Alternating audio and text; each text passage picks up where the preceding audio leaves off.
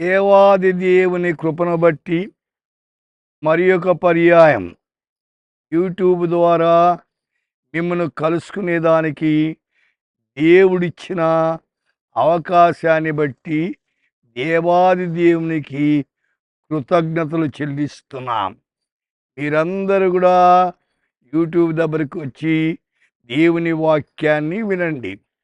ఈ దినము యోవేలు గ్రంథము 2వ అధ్యాయము 12వ వచనం గమనించండి. కన్నీరు విడుచుచు దుఃఖించుచు మనఃపూర్వకముగా తిరిగి నా యొద్దకు రండి. Repent sincerely and return to me. अपनी पूरे मन से फिरकर मेरे पास आओ. ప్రియులారా గమనించండి. కన్నీరు విడిచి దుఃఖించుచు అయితే మనఃపూర్వకంగా ప్రభు వైపు తిరగాల.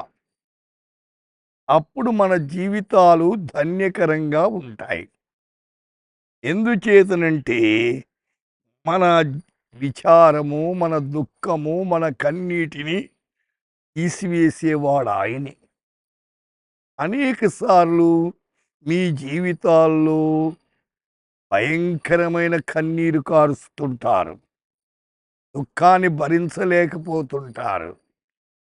నాటి ప్రభు వైపు తిరిగి నీ వేదన, నీ సమస్య ప్రభు చెప్పు. ఆయన ఒక్కడే ఆదుకునేవాడు. దానికి ఆధారంగా మరి ఒక వాక్యం చెప్తాను. 34వ కీర్తనలో 18వ వచనంలో విరిగిన హృదయము గల వారికి యెహోవా ఆసన్నుడు, నలిగిన మనస్సు గల వారిని ఆయన రక్షించును.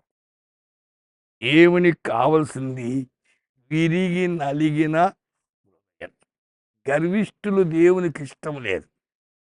వినయము గలవారు, దీనులు ఆయనకిష్టం.